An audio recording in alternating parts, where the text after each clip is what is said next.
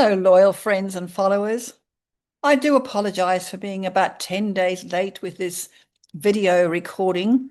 I'm sorry life's been a bit Gemini-like, would you believe?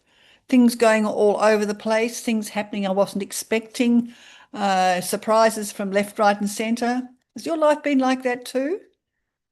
Well, I guess we can expect a bit more of the same, even though we have now moved into Cancer energy. Um, but we're still having some of the effects of the Gemini new moon, which occurred on Monday, the 15th of June, around noon in Brisbane. So Gemini is ruled by Mercury and governs bits of us that makes our minds go. So intellectual activity, mind gymnastics, dexterity with the hands, short attention spans. You were like that? Do you have times like that? But new ideas and generally unstable energy. But like any energy, it's how you use that energy that's important. So ask yourself, how can you harness that energy to advance your evolution? Can you remember the things that were happening last week that might have been Geminian before the sun moved into Cancer? Maybe you had lots of positive interactions with other folk, but maybe if you have writing skills, did you put something down on paper?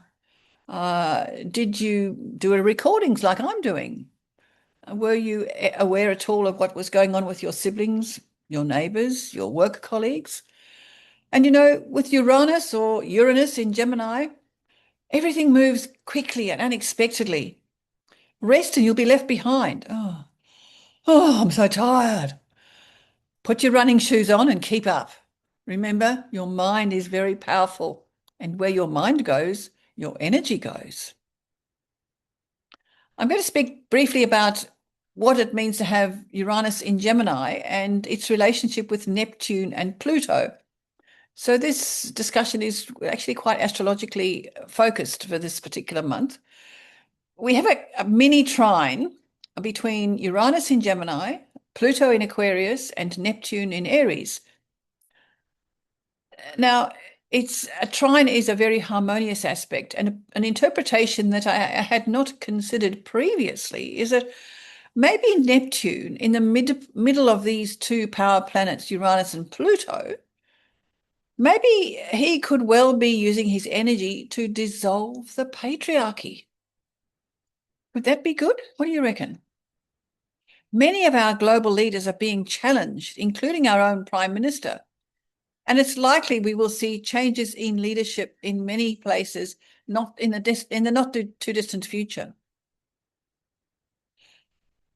Again, we've got Uranus in Gemini midpoint, and we did have last week between Venus and Neptune, and it was a short transit, really. So I suspect that Pluto in Leo opposite Venus may have indicated some love interests that have been long hidden. Any feedback on that? Trines and sextile are harmonious connections that promote easy energy flow between signs and planets. And often we don't notice these warm fuzzies because our focus is drawn to the squares and sometimes the oppositions, which can create friction, requiring us to grow and some personal evolution.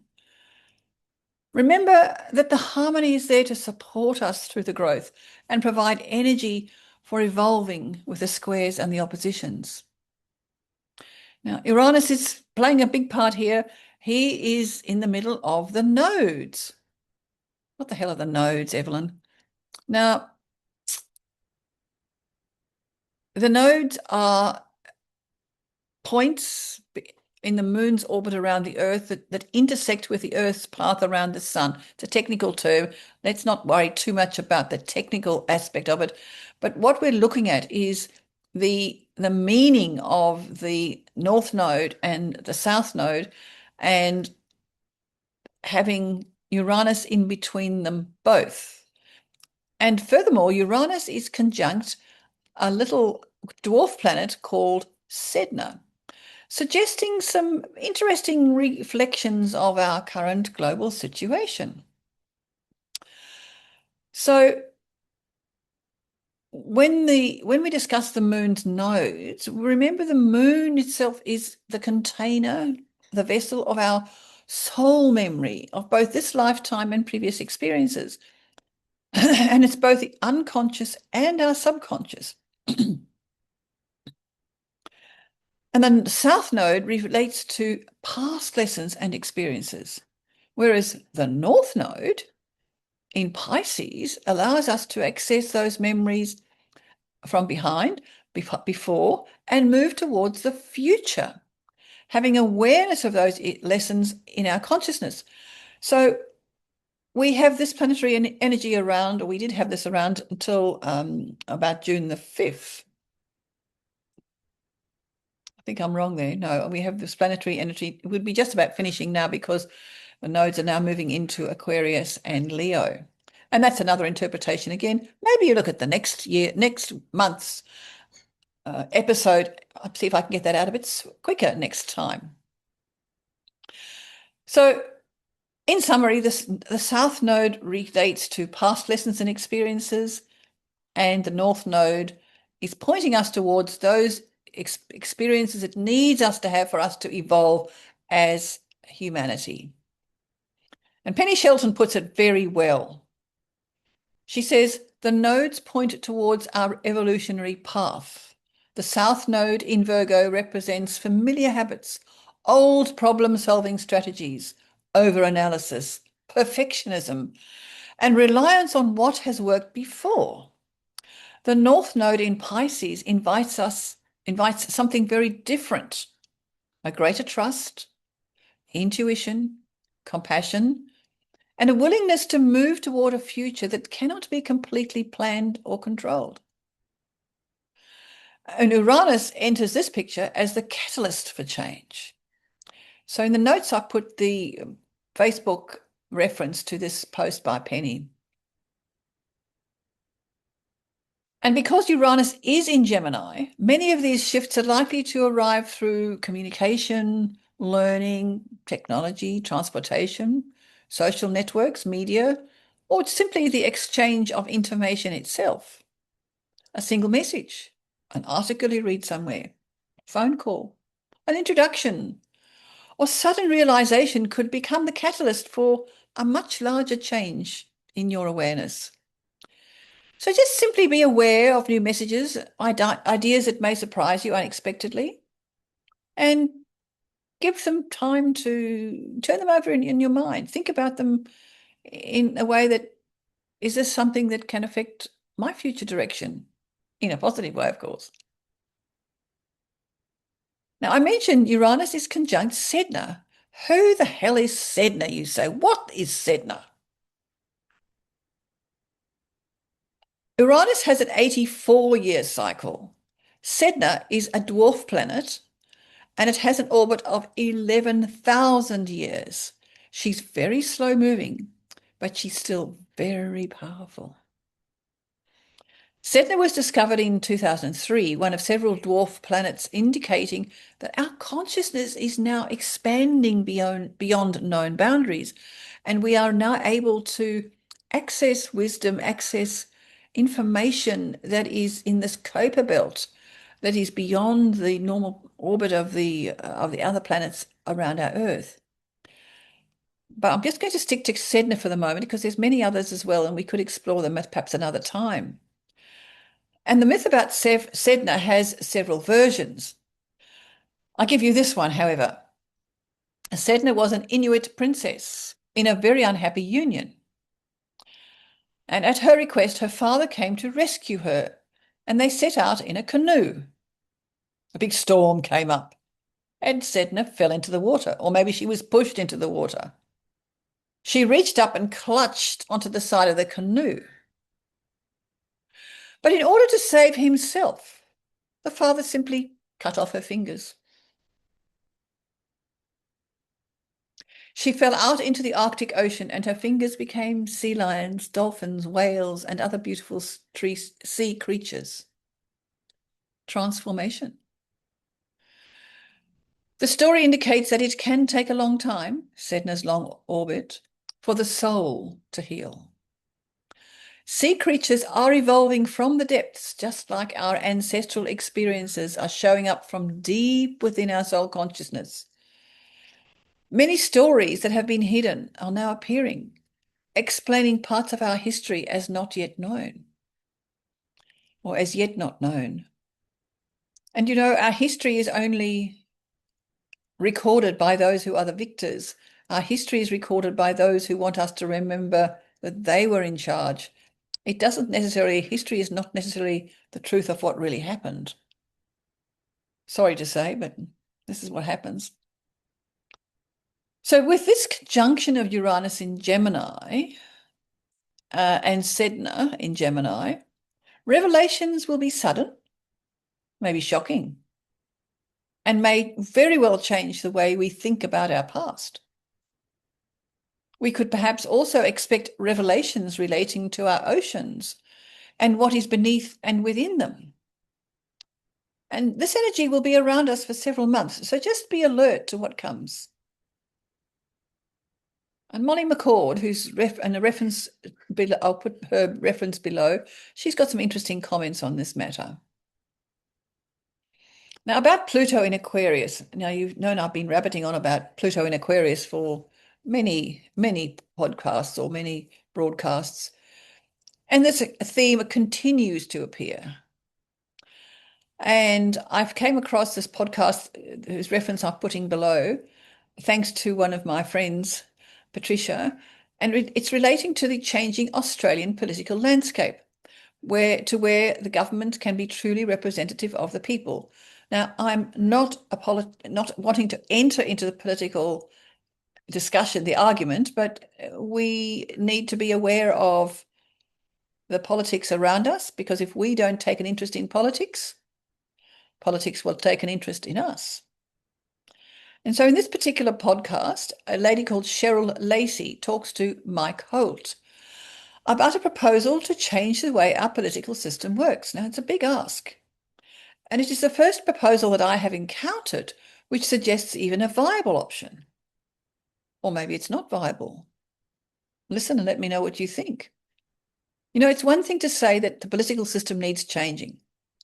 You know, what happened or what was set up in 1901, I don't think really works anymore in 2020s. And it's one thing to say that the system needs to change, but it's quite another to provide a solution. Mike Holt provides a possible solution.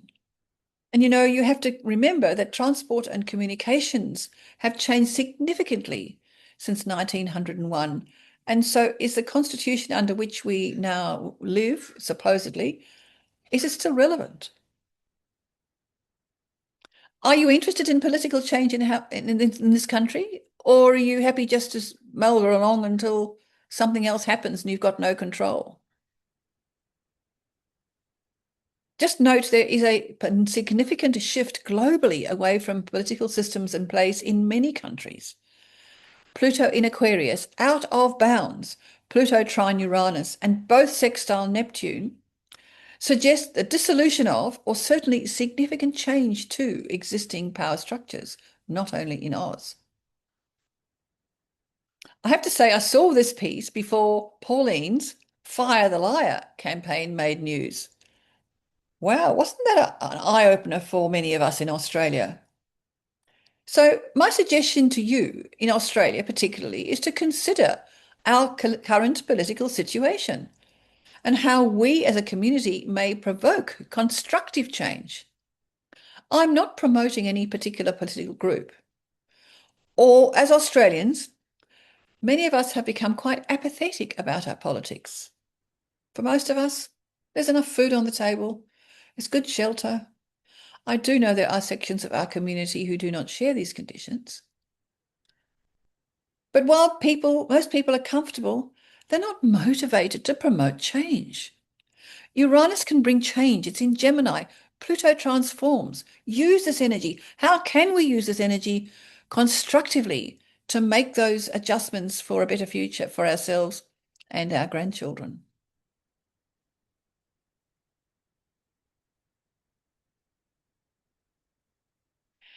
So talking about Gemini activities, and I know as before, it's a little bit retrospective, but making things by hand is a Gemini activity. And when we do things by hand, may change something inside our brains. Also Gemini. Do you engage in activities that use both your hands and your brain? I came across a piece on knitting recently, and as someone who's been knitting since I was 6, I found this quite interesting. My ascendant is Gemini, and I have Uranus in Gemini, so I'm very difficult to be around, all pointing to many mental and hand-focused activities. Do you knit or crochet? Do you do other kinds of handwork, maybe with timber or clay, or even art with brushes and a range of color media?